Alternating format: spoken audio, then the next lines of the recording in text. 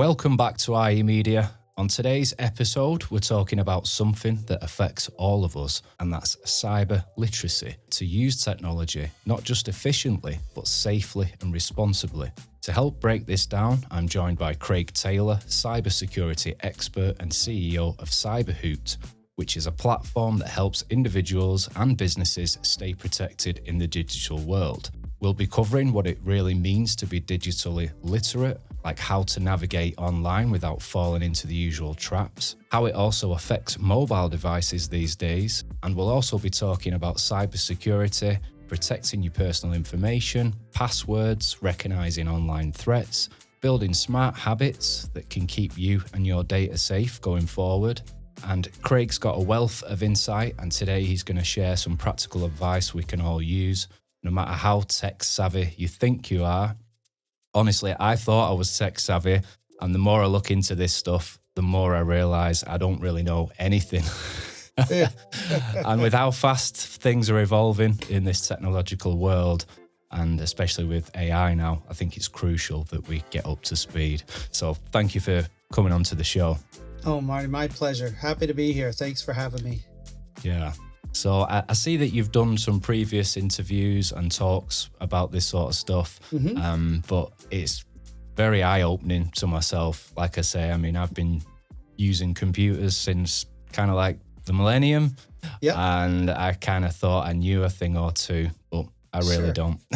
Well, you probably do. I mean, most people sitting out there listening to this feel like they're computer savvy, right? And you probably are. Most people listening, if you're listening to a podcast and you may be running at the gym and you're listening to this conversation right now, absolutely, you're computer literate, but that does not mean you're cyber literate. What the difference is whether you know how to spot the attacks that are coming against you and know what the common mistakes people make are. And unfortunately, they don't teach that in any educational program, or in most companies. People are left to fend for themselves and not taught these few, and it's not rocket science, it's simple skills around how to identify a phishing attack, why password hygiene matters so much. All these really simple everyday things that we take for granted. I like to say, Marty, that people don't know what they don't know about cybersecurity. Maybe I could start off with an example why we founded CyberHoot 10 years ago, 11 years ago now. I have over here in my hands, this is an origin story, and I keep this bag really close by because I have basically hundreds and hundreds of $100 gift cards from Apple, and wow. You can throw them around. There was an incident at one of these companies I was supporting 10 or 11 years ago, and I thought, oh my God, how easy would it have been to avoid spending $25,000 on $100 gift cards? Wow. And it was just a lack of awareness. Someone started at a company brand new, put it on social media that they were starting in HR, and he got an email from the president of the company saying, go buy gift cards. Go buy and scratch off the back, just scratch off the back and take a picture of 10 at a time and send it to me. And then It happened again and again and again, 25 times over the course of 2 weeks. Now this person maxed out their credit card, their company card. They got an extension on it because the president had this top secret program, to give deserving employees, these gift cards. And, before long, he had maxed out his work card, and $25,000 later, it was discovered and the gig was up. But how easy would it have been to say, this email came from outside your company? So the president's not emailing you from outside the company. It had the hallmarks of a phishing attack, right? Just simply talking to a colleague or your manager about this and wondering if this was appropriate or not. It was a modern scam of the Nigerian prince who wanted to get oil money out of, wherever, Nigeria. Yeah. But people just didn't know. People don't know. And they're quickly targeted whenever they go to work at a new company with these kinds of scams. So I decided to do something about it with some of my colleagues from Computer Sciences Corporation. We founded my company, CyberHoot, to basically teach cyber literacy 101 to the masses. We want to train 1 billion people on cyber literacy to help avoid these failure points, like these mistakes that people make, and save them from, I don't think that person was long in that job because they made this mistake.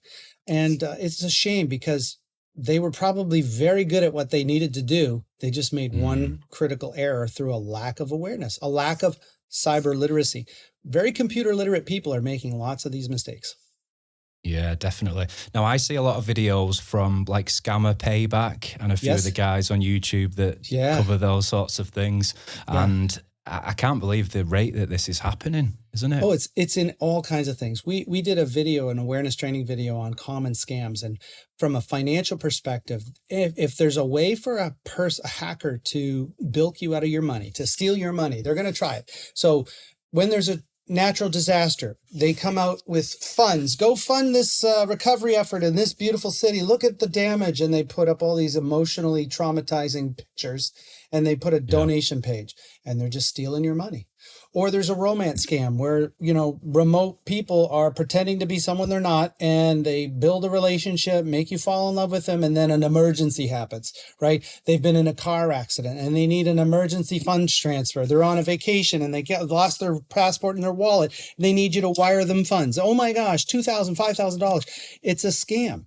There's a hiring scam where people put out offer you, Marty, you're a smart guy. Oh my God, we want you at our company. We're going to hire you for $200,000 because you only make $100,000, but we really believe in you and we have this hot company and we're going to be able to pay you that salary. We're going to make millions off of you. So don't think we're being, naive about this, but we're going to pay you $200,000. Just send us your social security number and all of your banking information so we know where to deposit these checks and we'll get you going. Oh my God, they just stole your identity. There's scams everywhere you look. And if you don't have the awareness, right, you're going to get caught. So we're trying to teach people these things, just like you are mentioning, Marty. And I've come to realize as well that like smartphones, I didn't think like hacking on smartphones, maybe in the earlier days, was much of a thing, but it seems to be very much a thing now, doesn't it? People are stealing data from people's phones remotely and stuff. Well, yeah, there's a lot of different things happening on phones these days. And, I'm so old, Marty, that I remember when people said that very same thing about their personal computer at home. They had a computer that wasn't connected to the internet, perhaps. Yeah, this was mid 90s, perhaps late 90s, 1990s. People had their 286s, 386s, turbo edition and things like that. And they're like, why do I need antivirus? I don't connect to anything and I'm safe. I don't believe in that stuff. But there were malicious programs floating around on floppy disks that you had to protect yourself from. And then when they connected to the internet, the problem got worse. And, there was other scams that occurred. So we have this conversation over and over again. And to your point, mobile devices are now commonly targeted. Why? Because there's so many of them. For years, Marty, they said Macs were impervious to viruses. And the truth is they aren't. They're software computers just like a Windows machine. There just happen to be 95 Windows computers for every 5 Mac computers, say 15, 20 years ago. And so hackers targeted the most prevalent operating system for finding and building malware to exploit a Windows computer because they knew I can hit 19 out of 20 people on a Windows box. Why worry about Mac? Nowadays, Macs are much more popular. So guess what? There's malware on Macs now. If you go to CyberHoot's website and you go to the blog page, cyberhoot.com/blog, and search for Mac malware, you'll see the top 10 pieces of malware for a Mac computer. So that brings me to mobile phones, like you said. Mobile phones are a big mini computer in the palm of your hand, right? It used to be they weren't that powerful, they didn't have much data, and they were used to make phone calls. Now that's just a secondary thing. They make phone calls, but primarily they're a data device. So people are targeting them because they can listen into your microphone. If you have an application that you download, like an App Store app, and Google, for example, here's a real life story. So everyone listening to this happened. Google just banned a company's software from their website because they had partnered with them to buy advertising space. The company bought Google advertising space, and they manufactured a bunch of these different devices. And they told Google, no, we have microphones in our TVs and our different products, but we never listen in on people's conversations because that would be illegal. It's against your terms of service, and we just don't do it. And then Google got an internal sales presentation from that same company. And it said, we can target ads to people based on what they're talking about because we can listen into their conversations through their TV and through their this and through their that. And Google banned them from ever working with them again. Now, that company just changed names, put a couple shell companies in front, and I'm sure they're still doing this in other ways.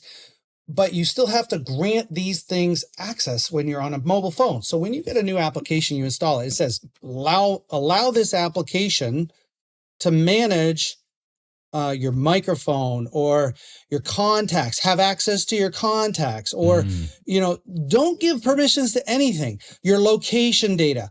Why, outside of a mapping application like Google Maps or Waze or something, why do you need to give an app access to your location? Right? It's only for the application owner's benefit, not yours.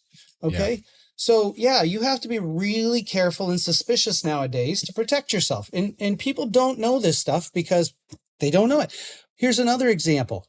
I'm sorry if I'm going down a tangent, but when you join a Zoom call or Riverside or any of these, you get these AI agents that want to join your video conference. Every day I get, Fireflies or, a couple dozen different artificial intelligent bots that want to join and basically summarize the conversation. They're listening to the conversation. They're transcribing it. They're capturing action items. They're telling you who's going to do what based on the conversation. They're very, very good at it. Well, some of them are free, completely free. And you know why? Because they mine the data and sell it to advertisers. In the EULA, in the EULA, the end user license agreement, it says, we're giving this to you, but we might market yourself to make the experience better for our customers, right? For your people, but you're not paying for it. So that's why when I'm on a Zoom call, I allow Zoom's digital assistant to do it because I've read the EULA. I actually took the EULA and put it through AI to say, does this protect my privacy? And AI does a really good job of reading those legalese 20-page documents and saying, yep, it protects your data or it doesn't. And so you can ask it those targeted questions. And I know that one's safe. I don't think many of the free services are safe to use. They put your data into the public LLM, they sell it to marketers and that sort of thing. So again, have some healthy skepticism out there. Yeah, definitely. I wanted to ask you about the passwords as well. Yes, passwords. Passwords is a big deal online. Yep. What did you have a specific question, or you just want me to tell you best practices? I think we'll look at some best practices and stuff because I listened back to the podcast you were on with Thomas Green. Oh, nice. And you were briefly talking about the passwords and stuff.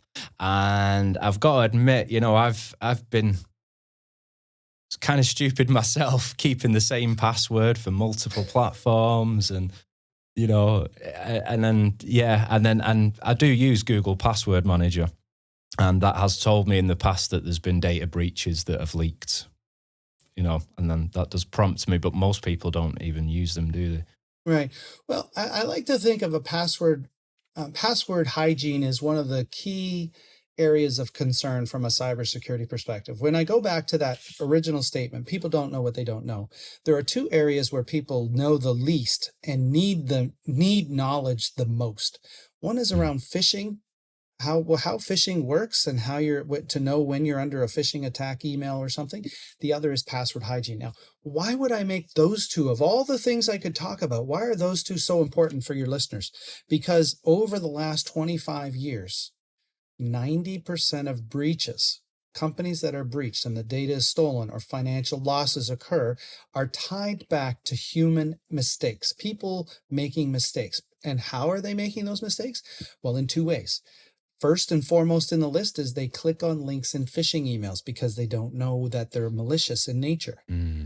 The second is poor password hygiene. Exactly your point earlier, where I use a password here and I either use the same password on another website, or I make predictable changes to the password based on whatever website I'm on. And the problem with these the problem with password hygiene is that when one website is breached, oftentimes the website owner did not properly encrypt your password.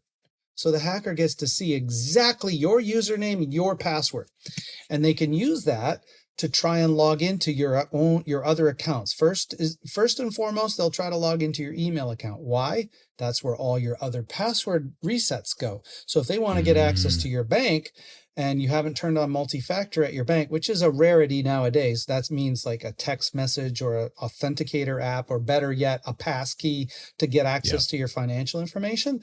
Well, they can go to the bank, put your username in, reset your password, and it goes right to what? Your email account that they've just logged into, right? So password hygiene is critical. So that's one of the skills that everybody needs. And I'll tell you honestly, in all the years of talking to hundreds of different cybersecurity researchers and professionals, the least of all the evils out there for authentication is a password manager. Now, people tell me, well, mine, I am secure because I write it down in a notebook and I keep that notebook locked up at home. Okay, you might be more secure in certain circumstances, but it's so inefficient that you're going to be cheating. There's no way you're going to look up 100 accounts in that password book and find them quickly and efficiently. You're going to be cheating in some way, shape, or form. Cheating in passwords is common knowledge, which is why NIST, the National Institute of Standards and Technology, finally changed their advice from 22 years ago. In 2003, they said passwords should be 9 characters long, complex with uppercase and lowercase and special characters, and changed every 90 days. But when you do those things, when you have those requirements, people cheat. To my point, they put a root password and then they add the month or the day or the website as an extension prefix or suffix on it.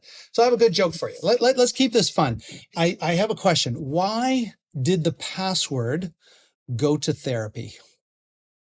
I have no idea. Because it had too many issues to resolve. Uppercase trauma, lowercase anxiety, and special character problems. That's brilliant. Yeah.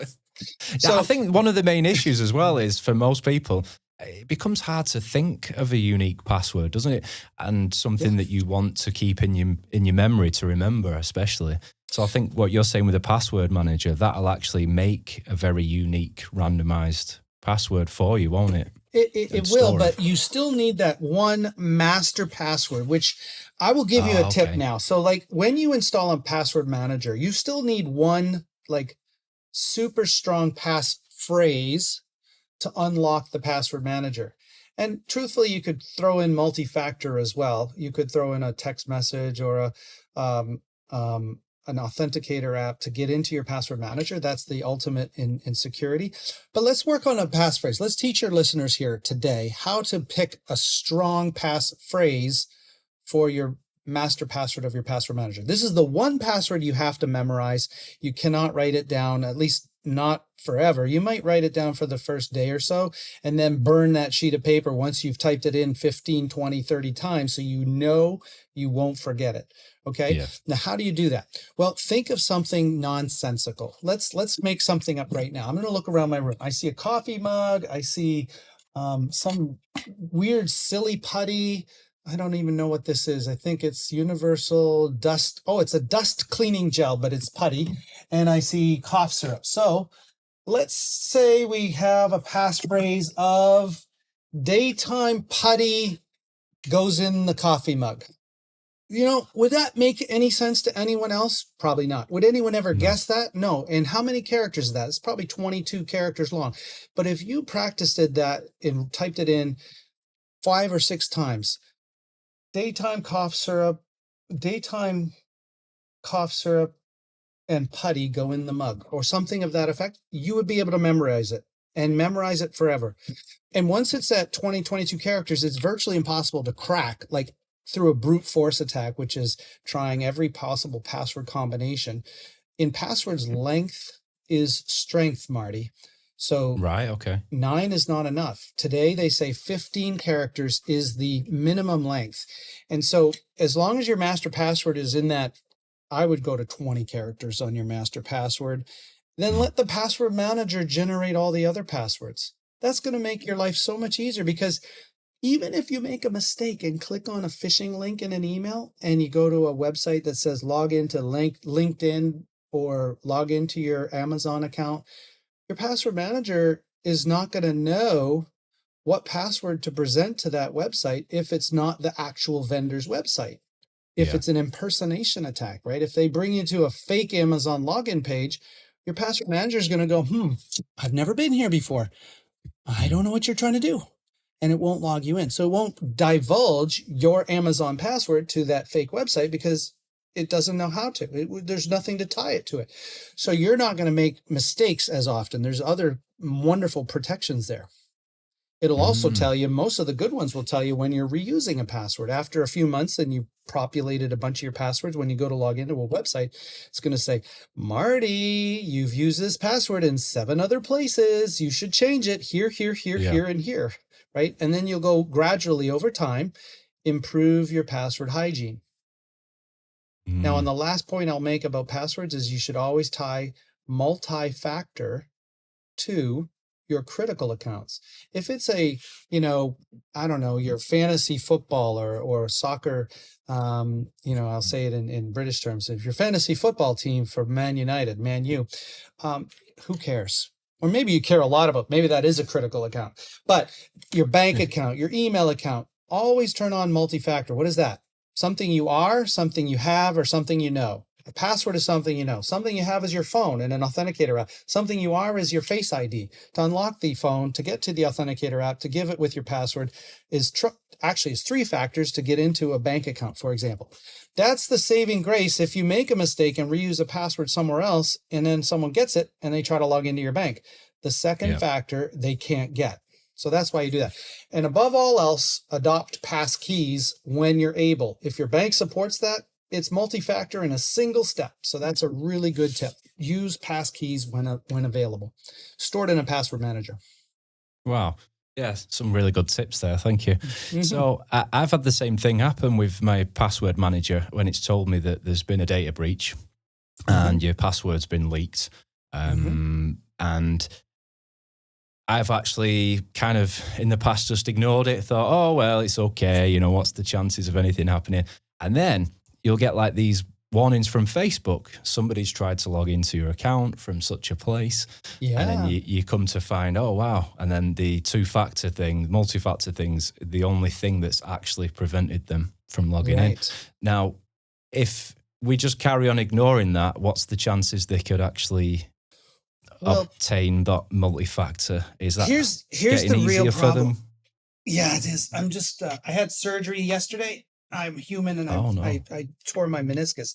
So I'm moving around because my knee is sore. So I apologize to those who see me wincing. I'm just trying to get a comfortable spot. So permit me to lean back here a little bit and get comfortable. But here's what happens. You get a notice that one of your accounts has been breached, right? And you're like, go change the password. Okay, but if you're not using a password manager, then I promise you're using that password or password root or a combination of that password in dozens of other places. And you would be very hard pressed to remember where. Because in a perfect world, if one password is breached and you're using it on 12 other places, you got to go change it everywhere you are, everywhere else that it is, and so people can't. So that's why we want you to get into a password manager and make every last password unique so you don't have to sweat it. So when you get that notification, chances are you probably had to change the password the first time you logged into that website that was breached, because they'll force a password reset on their own site. But you won't remember all these other places. So now that it's in the public domain, oh boy, you got to go fix it and change it everywhere, but you won't know where. So you have to change it. You have to go and you have to adopt a password manager. Look, I've been asked by many, many people on these interviews, Marty, what's the one thing? If I could only do one thing, what would it be? I would say it's a toss-up between learn how to fish, how phishing works and how to spot and avoid those things, or adopt a password manager. One of those two things will make a really big difference in your life. And I would probably say a password manager is the bigger one. But unfortunately, there's so many phishing attacks and it's only getting worse that maybe that's it. So I guess I wouldn't stop at one. I'd say two: learn how to fish, how phishing works, and then adopt a password manager and multi-factor and everything else that goes with it.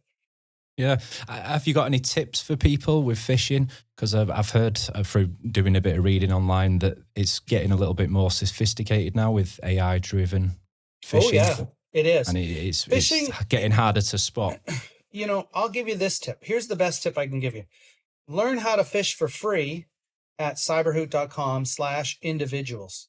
If you go there and you sign up for our free lifetime program, you'll get a video every month and a phishing simulation every 3 months, I think it is. But the simulation is super realistic to what hackers do. So we'll take an I out of Netflix.com and teach you that's not Netflix.com. That's NetFLX. And it's an impersonation attempt. It's a typo squatted domain name, and a hacker is behind that email. So delete it and move on. But we'll teach you the 6 or 7 pieces or rubric. These are puzzle pieces that will assemble into a crystal clear picture of phishing for you. And I like to say we teach you how to fish, feeding you for a lifetime, instead of feeding you a fish today with a fake email phishing test that you might click on or not, and then failing the test. That's how normally how the whole industry works, is they send you these test messages to see if you click. It doesn't really teach you how to fish. It only feeds you a fish today. We want to teach you how to fish so you never make the mistake of clicking on something you don't or you shouldn't, and how to verify when it is safe to click on something, when it is appropriate, or how to double check and make sure. So yeah. That's it. Go to cyberhoot.com/individuals and we'll teach you how to fish. We'll teach you a lot of different cyber literacy skills, including password hygiene. That's really good. Yeah. Mm-hmm. So you provide that free of charge to individuals. Yeah. And here's the plug, right? If you work at a company and you like the training because it's positive reinforcement, it's behavior changing training, bring it to your IT team, bring it to your CEO. Say, we need to adopt this because it made me feel good while I was learning the cyber literacy skills, instead of making me feel bad by failing me when I click on things that I shouldn't. You know, the difference between punishment and positive reinforcement. Of course, yeah. So especially people with companies with a big office workforce and everybody's on the computers and stuff, I think that'd be quite important, wouldn't it, to educate the workforce and keep them up to date as well on stuff. Yeah, well, I don't know, Marty. Let's think. Do you hear about breaches in the news very often? It's probably not a big deal, is it? Yeah. I mean, we was at like this store over here, Marks and Spencer's, with my wife a few days back, and she went to get some item of clothing, and she asked the member of staff about, can you get this thing online because it's not in stock, and said, we're not selling anything online at the moment because we've had a massive cyber attack. It's not just us, it's a few different companies. And what was the company name again? Marks and Spencer's. Okay, so can I tell you a story about them? Yeah, sure, yeah. This is amazing. Before you were born, 1986.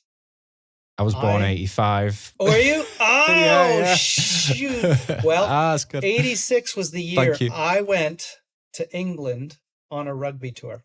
Okay. Wow. With my private school in Canada. I went to this place, Ridley College. We went on a rugby tour. We lost every game. We were terrible. But my luggage got lost on the way over. So where did I go? But to Marks and Spencer, and I bought some clothes to wear for the trip, okay? And do you know, to this day, it's still open. How about that? But they've just had a breach. How about that? So I bet you my data's in their breach. Could you believe it? Although that's a long time to be in their data. They probably didn't even have it computerized back then in 1986, right? Yeah. So, and it does make you wonder when you see big companies like that, how vulnerable they can be. And then, we see things in Hollywood and movies, TV shows, like these fire sale events, where hackers take out the electricity grids and the whole internet's down and stuff like that. And I do feel as technology advances and keeps advancing that those things could become a real possibility. But I'm sure there's a whole team of guys like yourself working on stuff constantly. Are you trying familiar to with the iron out. term related to nuclear war, mutually assured destruction? No, please Okay. enlighten me. In the 80s, when there was Star Wars and the threat was very, very high, this is before the fall of the communist empire or communist regime back in the 80s, before Glasnost. There was this theory that there were so many nuclear weapons in the world that any one person launching a nuclear weapon, everyone else would launch, and it would be mutually assured destruction. So it was a very strong deterrent to any war of any kind. Well, the same applies today, whether your listeners would acknowledge this or not, to the electric grid, to the water systems of the world, to most of the online utilities that you would have in any country. Multiple foreign nations can probably take them offline. But because we can take Russia's nuclear or electrical grid down, they can take ours down. Nobody touches it because it's a tit for tat, right? If you do it and we know you did it, we'll take yours down. So it's a mutually assured destruction of all these different, systems. Does that mean it'll never happen? Absolutely not. I have not firsthand knowledge, but I have reliable sources telling me that every major country in the world is testing their capabilities in tiny little pinpoint attacks. The other day, this is a true story as well. Last Saturday, here where I live, at 11 o'clock at night, it was perfect weather outside. There was nothing wrong. The power went out. Completely just shut down. And I'm like, there's no storm. There was no crash. I go online through, like some of the websites are still up and things, and I see it's a regional disturbance, like for about 18,000 customers. Now, come to find out the next morning, a squirrel bit into a transformer and knocked the power off. Yeah, Wow. right. I don't believe for a second a squirrel could cause 18,000 customers to be without power. So is that to stop any kind of mass panic? They'll just kind of spin. Absolutely. In my opinion, yes. I'm not a conspiracy theorist at all, but I also don't believe a squirrel could knock out power for 18,000 customers. Of course, yeah. Do I have any proof? No. Would it make plausible sense that some nation state was testing their latest 0 day on the electric grid here? Yeah, absolutely. It's possible. Is it guaranteed? No. Could have been a squirrel, I suppose. But I mean, if there's a million squirrels around the neighborhood. Are you telling me that all of them have the ability to take down our power for 18,000 people? I think that's highly unlikely. So who knows what the truth is? But the reality is there is a mutually assured destruction capability in the infrastructure of the world's power grids, water supplies, etc. And there's just a truce, if you will, that says we're not going to do major destruction unless, like what did happen when Russia invaded Georgia, they took down all the electrical grid and websites. When they went in most recently into Ukraine, as they went in, they took down the infrastructure first. They did massive denial of service attacks so that communications networks were knocked offline, so that you couldn't call someone on the phone and say, oh my God, there's tanks rolling into town. Those are the kinds of things that they do. And for that matter, I'm sure the U.S. did when they went into the Gulf War and before in Iraq and those sorts of things. Yeah. So even from a military standpoint, there's probably a lot of investment going into things, isn't there, to try and prevent things like that happening? And oh yeah, it's a cat and mouse game. They're trying to prevent as many things as they can, and they're trying to be as offensive as they can as well. I lost my train of thought there. I apologize if I didn't finish it. It's hard to say, really. Yeah, of course. No, it's very, very interesting, especially as we're more dependent on technology, and it just seems to be ever increasing, doesn't it? So it's definitely important to have some sort of common sense as well, isn't it? And know what to look for. That's the beauty of this. So anyone listening to this, I want to bring it down to reality. It's not rocket science. We're not even talking about, this is easier to learn than reading literacy or financial literacy. There's only a half dozen things you need to learn to spot phishing attacks, to adopt password managers, and to make that cyber literacy work for you. just be skeptical of anything you receive. Always trust but verify the source before you click on things. Understand how phishing works. Go get that free training from CyberHoot. Sign your business up. If you're a small business owner or a medium or even an enterprise listening to this, CyberHoot has the only tool that builds morale while teaching cyber literacy skills. We use positive reinforcement, which is 80 years of psychology theory brought to cybersecurity. For too many years, cybersecurity is focused on punishing bad behaviors to reduce or eliminate them. It doesn't work. Punishment doesn't change behaviors unless there's punishment front and center threatening you. But positive reinforcement teaches you to internalize those skills because you're rewarded for doing them. It's no different than training a dog with a shock collar, which doesn't work when the shock collar's not on, or treats, right? Taking the dog to the dog park and teaching him with treats. Come, sit, stay, up, down. And the dog does it without the treats eventually because they've internalized it as a reward mechanism inside their own body, their own brain. We want employees to internalize these behaviors and this knowledge. And so how do you do that? You reward them. And that's why at CyberHoot, we gamify the experience. We give certificates of completion, continuing education credits. We reward you every turn and chance we get to make it internal and stick and change your perspective to internalize the knowledge, the experience, and, learn how to fish, feeding you for a lifetime, that kind of stuff. And that's the only way to make it stick and to make people, cyber aware. But the good news is it's not complicated. Anyone can learn these skills. Anyone. Yeah. I think it sounds kind of important to teach our children as well, doesn't it? This sort of stuff. That's a sore point with me because, yes, if we just opened up, K to 8 and taught them to use a password manager and how social engineering works, if someone comes to the front door and your parents aren't home, are you going to open the door? No. Why? Well, they could be harmful people, right? Well, why, when you get an email from someone you don't know, are you going to click? You can't trust any email you get if you don't expect it or you don't know where it's from. You could call the person if you know them, and it seems a little odd, but we need to teach these basic skills, cyber literacy skills, in school. The thing about CyberHoot is we partner with dozens we're probably closing in on 100 school systems across the world, but they've only ever taught their administrators and teachers and coaches and staff, right? Anybody who has an email address in the school's district.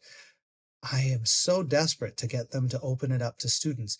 3 weeks ago, I went to a classroom, a technical college here in my home state of New Hampshire, and I taught, 3 different classes of students who were in the technical program of that high school because the teacher thought it would be valuable.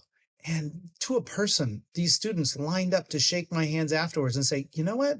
No one's ever taught us that. That seems kind of important. I feel like I'm a lot better prepared to go off to college now because I know these things. And it took me 45 minutes to an hour to go over the things we're talking about here and to really help it sink in. And I pointed them to our free training. And I've seen all kinds of those students sign up for free training at cyberhoot.com/individuals. That's really good. I've got a 14-year-old boy myself, so I'm definitely going to be sharing the link with him and telling him to get some education. Stories make the world go round. I had a kid, I have a son too. And let me tell you, your listeners will probably appreciate this. My son works, he's in my home. I'm a cybersecurity professional. So I tell him, adopt a password manager, set long passwords, 15 characters or more, et cetera, et cetera. So one day, probably over a decade ago, he's 23 now, over a decade, comes to me, goes, Dad, somebody stole $50 out of my Xbox account. Ooh. And I had a 15 character password. I did what you said. And I was like, interesting. So I spelled out his first name and his last name in my head with a middle initial. And guess how many characters it came out to? 15. And so I asked him, was your password this? And he goes, how'd you know? Well, you told me it was 15, and I know you didn't adopt the password manager. So I'm pretty sure you picked something that was easily guessed, which any hacker would guess, got into your account, stole your $50. Are you going to adopt a password manager now?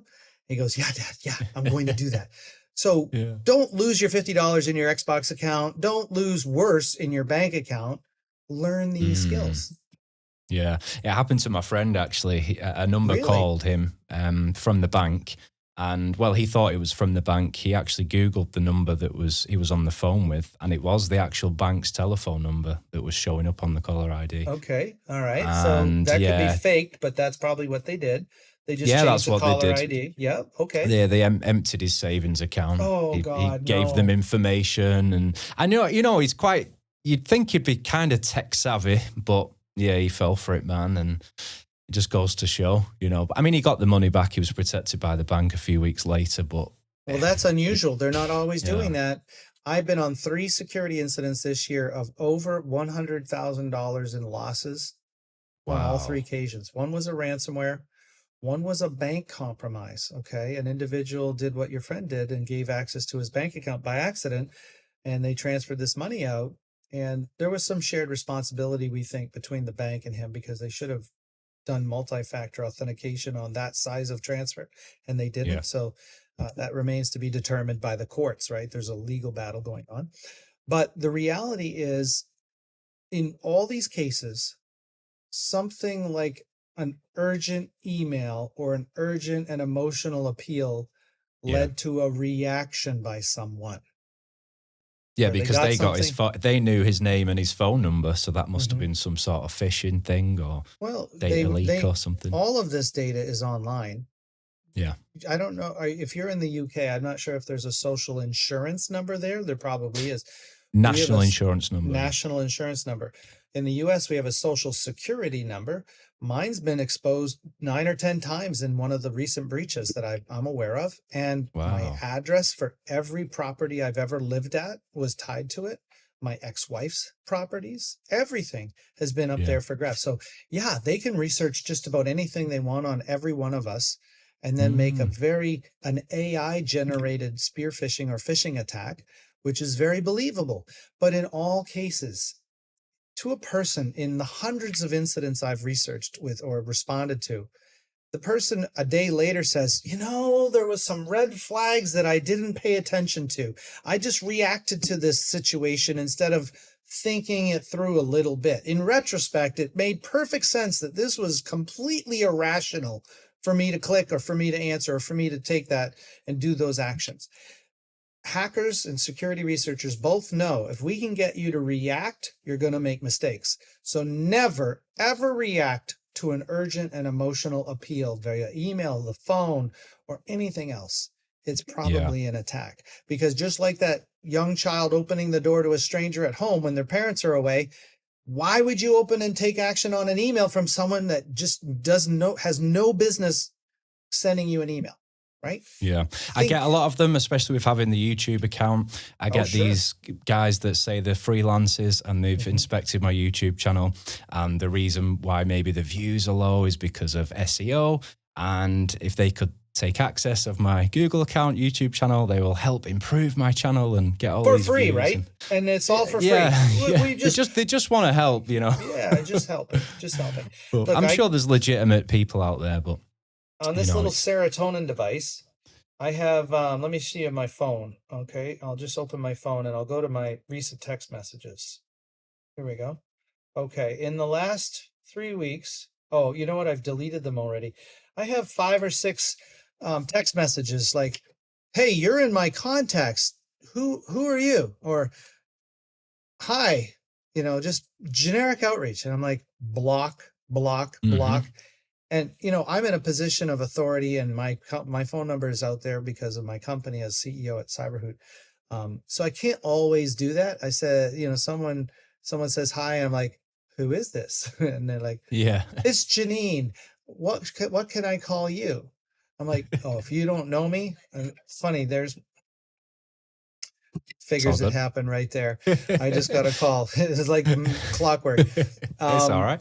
I know as well what I wanted to say, that I think people rightly are using social media these days, like a lot of these data hoarders, let's call them, and you'll see like a meme that's posted and all the comments are just basically people telling them the name of the pets, the name of the first car, you know, all these kind of Oh, yes. questions, and you see it, and people are falling for it just Oh, yeah. daily.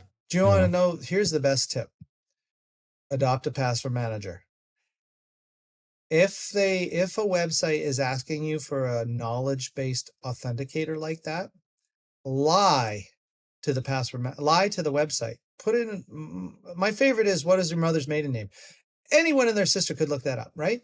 So I always put in something really silly, and I make myself laugh, like spaghetti, bingo.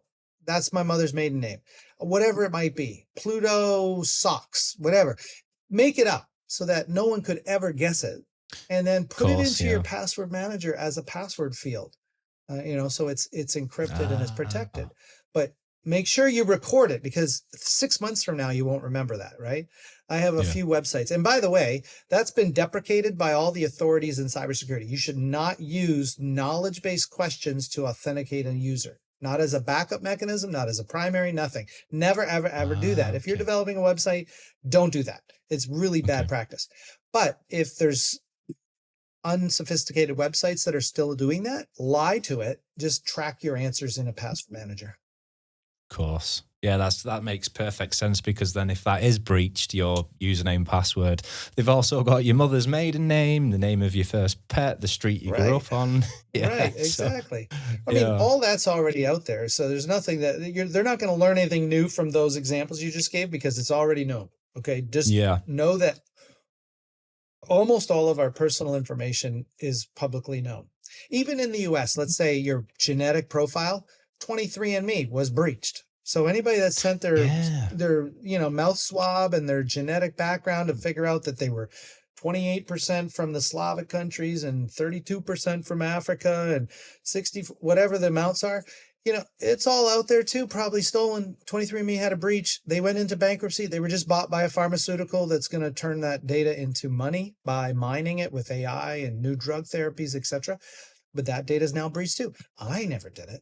I didn't want my genetic material out there for other people to steal. It's the last bastion of privacy I have, right? They may have ended up a clone of Craig Taylor out there somewhere. Yeah, exactly. Yeah. Oh, goodness. No, it's been awesome, man. You've opened my eyes to a lot of stuff. And like I say, this emerging tech world, I think it's important that we get up to date, isn't it? And stay up to date on what's happening. And I'm sure you regularly update people through CyberHoot and stuff, don't you? Oh yeah, we produce 12 videos, new videos every year, and we cover the emerging threats that are there. So there's a lot of central themes that continue year after year after year, like phishing and password hygiene.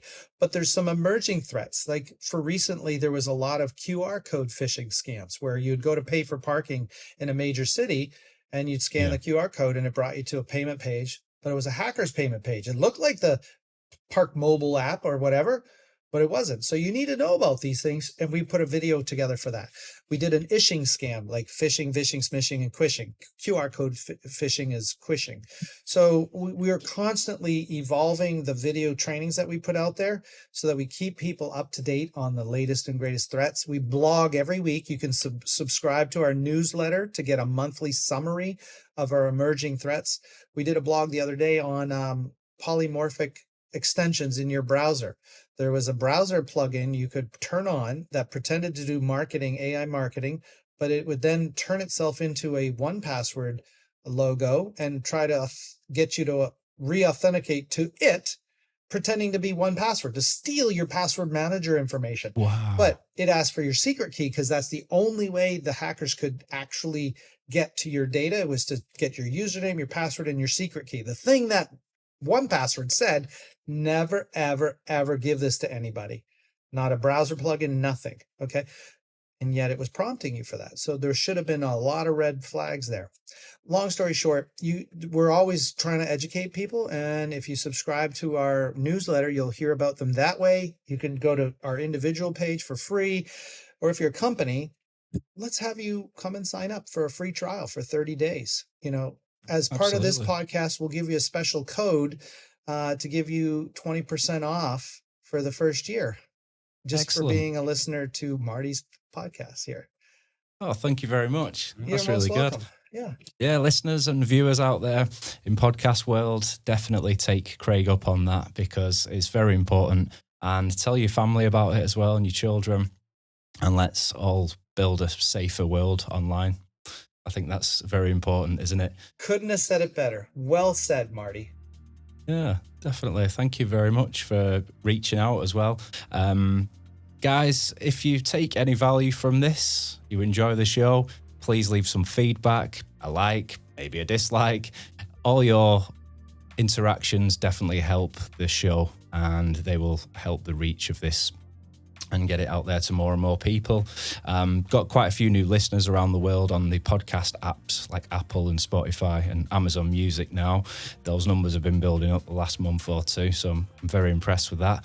And all the new subscribers on YouTube, big warm welcome to you guys too. Thank you very much. Your support's really appreciated.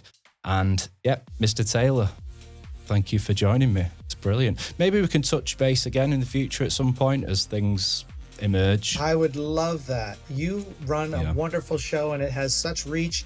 It's great to share these cyber literacy tips with people. I'm happy to come on. You can have me as a regular or whenever you want, Marty. I'll make myself available.